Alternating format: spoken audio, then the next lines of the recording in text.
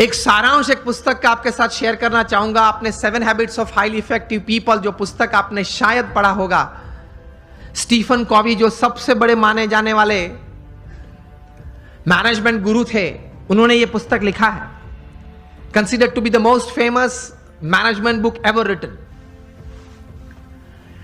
इस पुस्तक उन्होंने लिखा, बहुत समझने वाली ये बात है, ध्यान से सुनना। उन्होंने अपने जीवन में यह पुस्तक लिखने से पहले 3000 सक्सेसफुल लोगों का संपर्क किया, जो सिर्फ धन कमाने में या व्यवसाय बढ़ाने में सफल नहीं, बड़े व्यवसाय के साथ जीवन के सभी रोल में सफल थे। हस्बैंड या वाइफ, ब्रदर या सिस्टर, नेबर या रिलेटिव, फ्रेंड, डॉटर या सन, सभी जो रोल हमें जीवन में सभी को करना है, वो सभी रोल में ये लोग सफलता उन्होंने पाई थी। ऐसे 3000 से ज्यादा लोग को वे मिले और मिलने के बाद शांति से 3 साल तक सोच मतलब विचार किए और फिर ये पुस्तक लिखिए, the 7 habits of highly effective people. मतलब अति असरकारक व्यक्तित्व धराने वाले व्यक्तियों के जीवन में ये 7 आदतें मैंने कॉमन देखी। मैं सभी का वर्णन नहीं करना चाहूंगा, लेकिन सिर्फ आपको नाम देता हूं। प्रथम आदत थी प्रोएक्टिव, जो सफलता के लिए बहुत जरूरी है। हम लोग एक्टिव तो हैं, प्रोएक्टिविटी मतलब प्रतिकूल परिस्थिति में सानुकूल प्रतिभाव। प्रतिकूल परिस्थिति में सानुकूल प्रतिभाव। आपके घर में आपके मन के मुताबिक बात नहीं बनी, फिर भी आप सबको साथ देना चाहते हो। आप जो ट्रस्ट में हो, जो संस्था में हो, जिसमें आपका प्रोजेक्ट, आपका विचार अच्छे थे, लेकिन सर्वानुमत से वो स्वीकार नहीं किया गया और किसी और का विचार स्वीकार किया गया, फिर भी आप इतने उत्साह से उस प्रोजेक्ट में अपने आप को वो सेवा में जोड़ सकते हो। ये बोलते हैं प्रतिकूल परिस्थिति में सानुकूल प्रतिभाव। आपका किसी ने अपमान किया,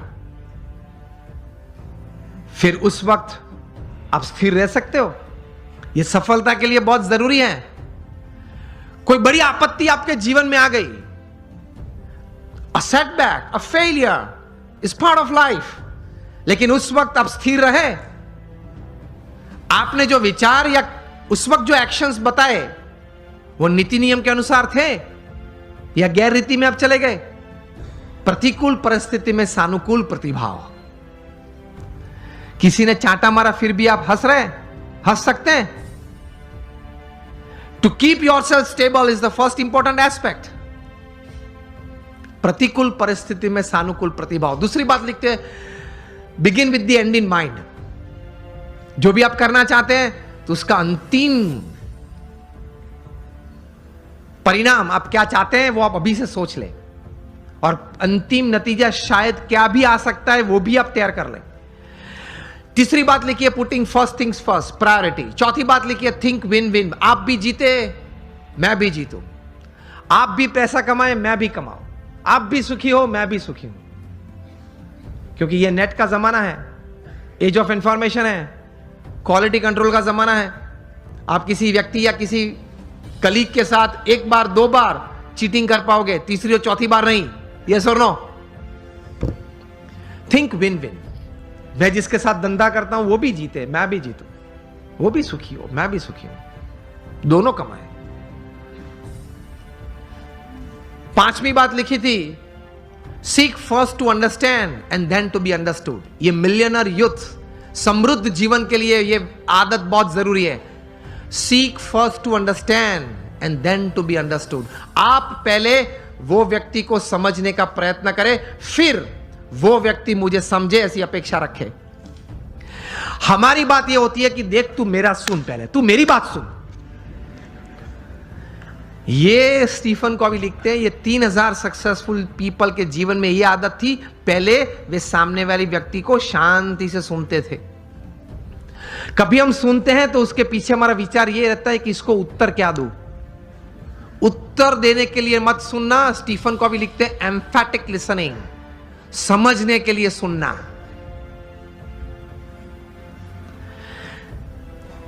पांच आदतें हुई।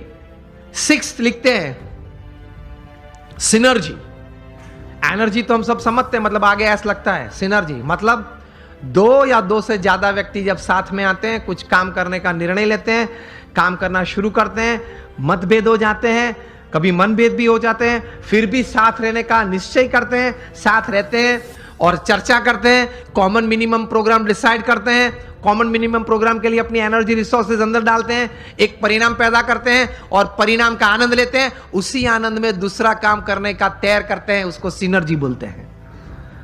ये सिनर्जी के साथ काम करना वो आपको समृद्ध बनाएगा।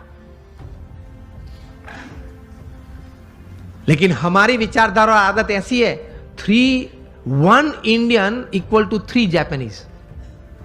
एक भारतीय, उसमें इतनी ताकत होती है, 3 जापानीज जो काम कर सकते हैं वो एक भारतीय कर सकता है। 1 Indian equal to 3 Japanese, 2 Indians equal to 1 Japanese. अब पता चला, जब 2 भारतीय साथ में आते हैं ना, तब संप टूटता है। मेरे हिसाब से करना है, वो बोले मेरे हिसाब से करना है, तो फिर दोनों की शक्ति साथ में आती है, तो भी कितनी बन जाती है? एक जापानीज जैसी।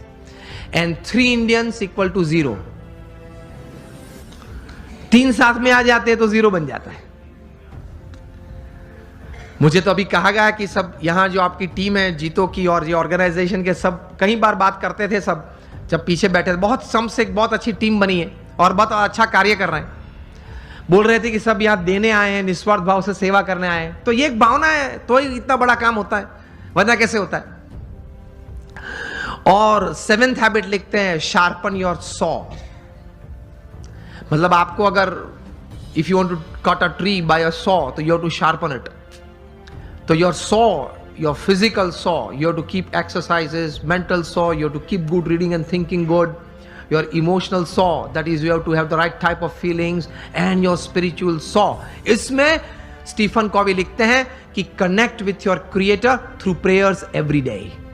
आप अपने सर्जनहार के साथ संबंध नित्य रखना प्रार्थना के रूप से। ये 3000 सफल व्यक्ति के जीवन में उन्होंने भगवान के प्रति श्रद्धा दृढ़ देखी। ये सफलता का बहुत बड़ा कारण है।